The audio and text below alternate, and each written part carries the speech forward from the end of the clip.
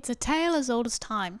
A dog barks at a stranger or at other dogs. A dog takes more preference towards one person. Maybe they only like it when one person feeds them, or they constantly follow one person on a walk, or they only really tolerate it when one person picks them up. And suddenly that dog is labelled as a resource guarder, and more specifically, a resource guarder of that one person. Now, to the untrained eye, this looks like resource guarding. This smells like resource guarding. But is it actually resource guarding? Well, if you don't want to watch the whole video, my answer is probably not. But if you want to find out why this probably isn't resource guarding, in today's video, we're going to go over what resource guarding really looks like, what this behavior could be, and what we can do about it. I am going to say now in this video, we're going to be talking about things like resource guarding, possession aggression, and dogs who are showing that they have the intention to cause harm. This video is not a diagnostic tool. It isn't even a how-to on how to handle these situations. It is simply more information for you to think about, so that in the case of seeing a trainer or behaviourist, you can feel more prepared. This video is not your quick fix. Dogs who are struggling with these issues do not need tips and tricks.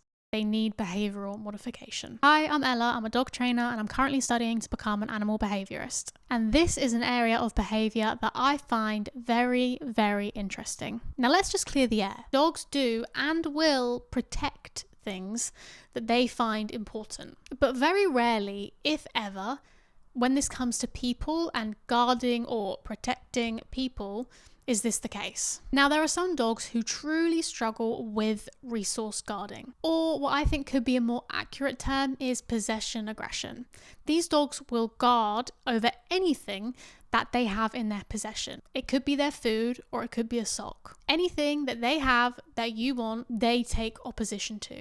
This is different from resource guarding because this item that they're keeping isn't really a resource for them. It could have no real addition, positive addition to their life, and yet they continue to guard it. If that's you and your dog, click off this video. You don't need me. You need a fully qualified animal behaviourist. Now, if your dog is more likely to growl at only certain people in the house, maybe when they're sitting on your lap, if your dog is likely to bark and lunge at other dogs, or maybe when you're in the car, they bark out the window when people pass. I'm going to put it out here now that those dogs are usually not guarding a resource. They are guarding themselves. These dogs are usually fearful of a situation or uncomfortable, and they have learned and been reinforced to act in this guarding way. Slow down a minute.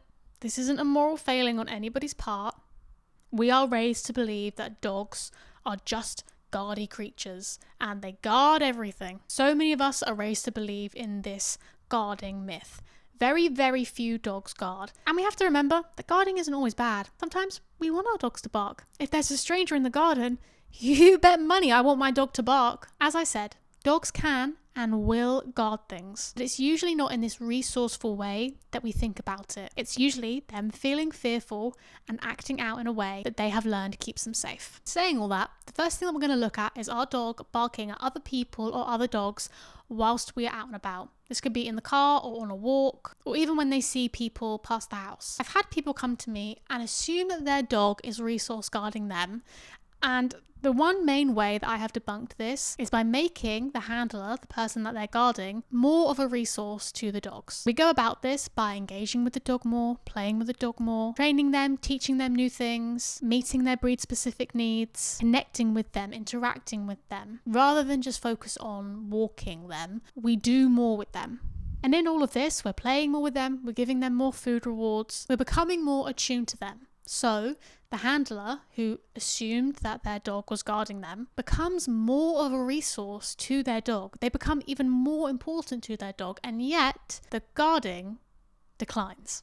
What does this mean? The dog was probably never guarding the person in the first place.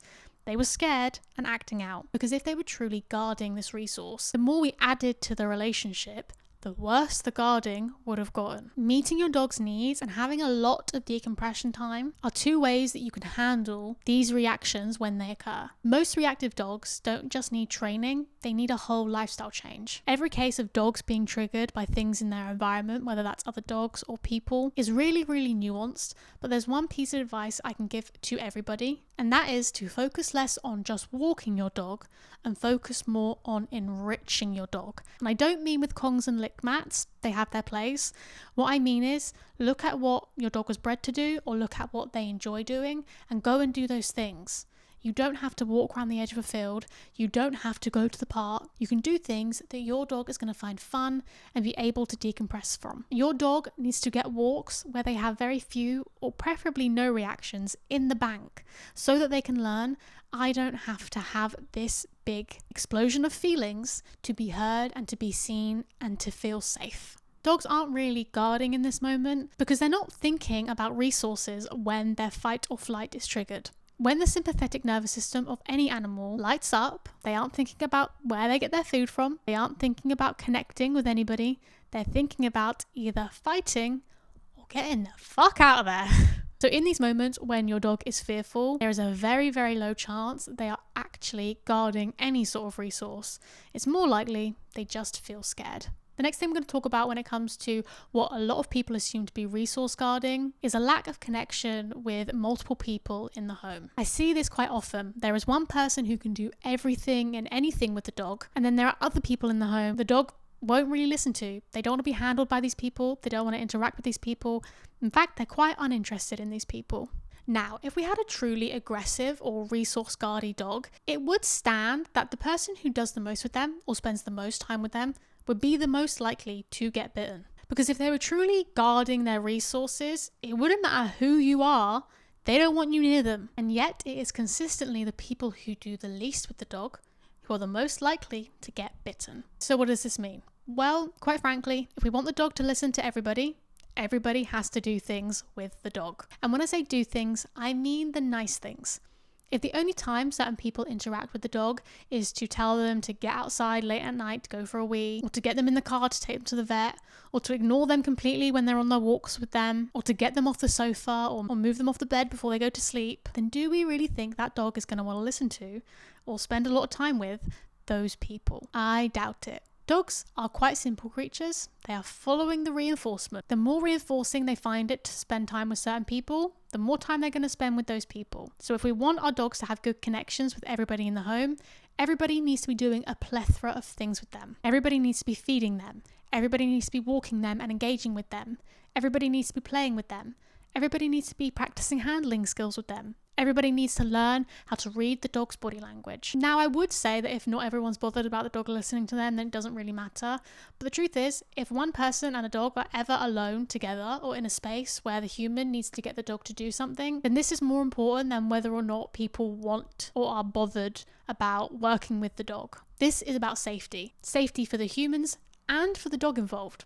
The dog deserves to feel safe with the people who are handling them and asking them what they want them to do. It's important that we make everybody in the home someone good and fun and reinforcing to be around. So what we thought was resource guarding, we've really learned is your dog expressing when they don't feel comfortable with things happening to them or around them. This obviously is different to a dog who's hunched over an item and will not let anybody near it or will not come close to you or won't leave it. That clearly is them guarding something. It's them expressing that they don't want you to have it. So whether you're dealing with possession aggression, resource guarding, or your dog just expressing that they don't feel comfortable with something that's happening to or around them, it still stands that working on any of these issues is more than just about your dog not acting in this way anymore. It's about having a dog who feels safe and relaxed in their main environment, in the environment they spend the majority of their time in. A dog who feels safe and relaxed doesn't feel the constant need to protect their assets.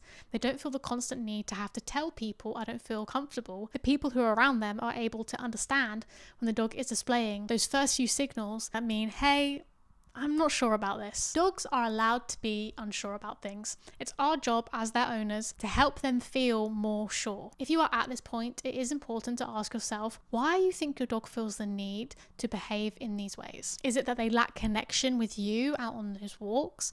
And that means that they are triggered by other things in the environment? Is it because they don't really trust or have any connection with other people in the home? So when you're around, of course they're not going to like it when these other people try and tell them to do things that they don't really want to do. The most valuable reinforcer for any animal is freedom and their own control. In any of these scenarios, that is what a dog is trying to achieve. In any case, none of these things are easy to deal with when it comes to our dogs. It's our goal to have dogs who feel safe and are happy and content in their situation. And asking yourselves these questions can be difficult, so I encourage you to take your time, sit down with it, and do not blame yourself. There's no point, it won't get you anywhere, and will probably just make you feel more frustrated about the whole situation. Instead of focusing on what you did or didn't do in the past, let's look at what we can start doing for our futures with our dogs. If this video was valuable to you in any way, I would really appreciate it if you could like and subscribe, and if you have any further comments or questions, please leave them below. As always, thanks for listening, say hi to your dogs for me, and I will see you in the next one.